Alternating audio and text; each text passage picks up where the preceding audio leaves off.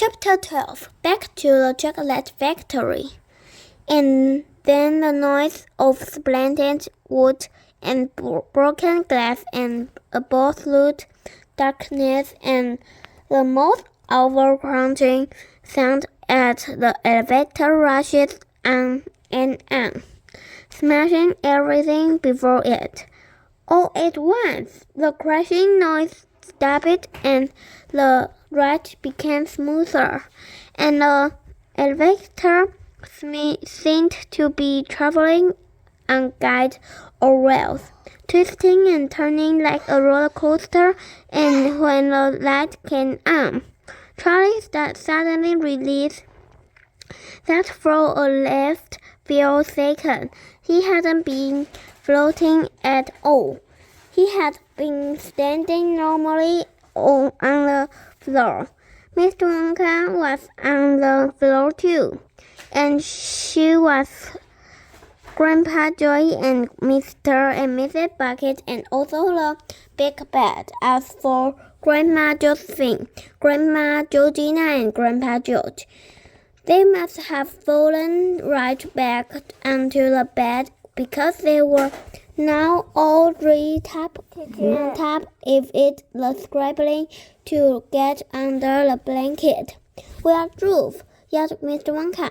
"We've done it! We're in!" Grandpa Joy grabbed him by the hand and said, "Well done, sir! How splendid! What a magnificent job!" "Where in the world are we now?" said Mrs. Bucket. "We're back, Mother," Charlie cried. "We're in the chocolate factory."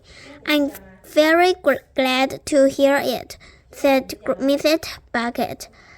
"But we can rest her a long way round." "We have to," said Mr. Wonka, "to avoid the traffic."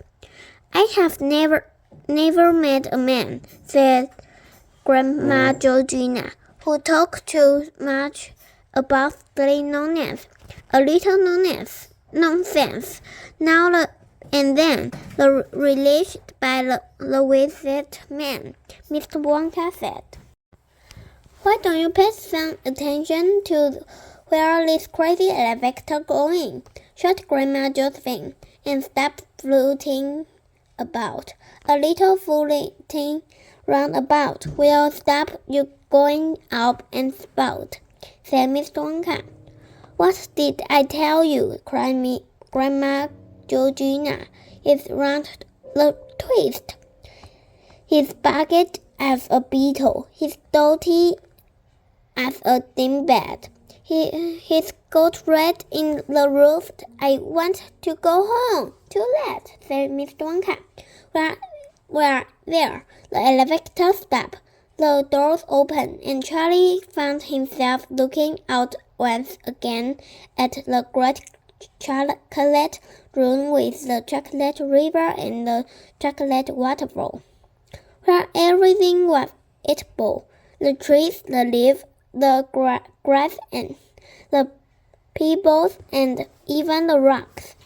And there to meet them were hundreds and hundreds of tiny Oompa Loompas, all waving and cheering.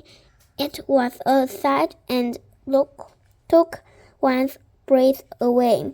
Even Grandma Georgina was stunned into silence for a few seconds, but not for long.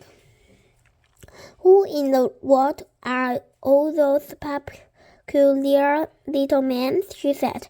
"They're Oompa Loompa," Charlie told her. "They're wonderful. You'll laugh then." "Shh," said Grandpa Joy. "Listen, Charlie, the drums are starting up. They're going to sing." "Alleluia," sang the Oompa Loompas. "Oh, alleluia and hooray!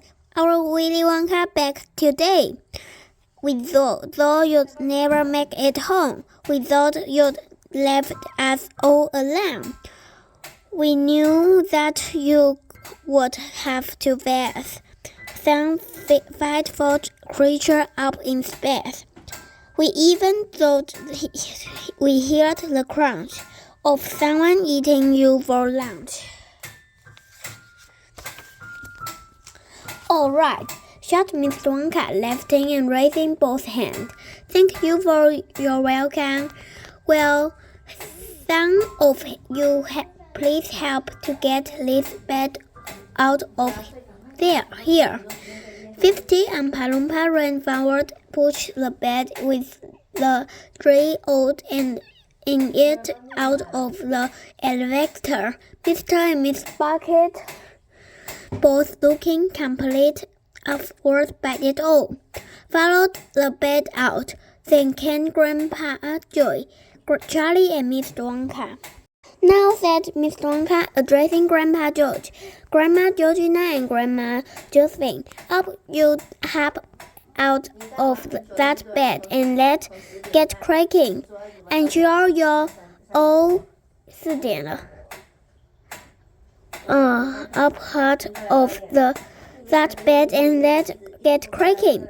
I'm sure you'll want to land and hang running the factory." "Who asked?" "Who asked?" said Grandma Josephine. "Yes, you," said Miss Wonka. "You must be joking," said Grandma Georgina. "I never joke," said Miss Wonka. "Not just you. Listen to me, sir," said Grandpa George, sitting up straight in bed. "You got us into quite enough trouble and trouble for one day." "I've scuffed you out of them too," said Miss Wonka proudly. "And I'm going to get you out of that bed and well, you see if I don't."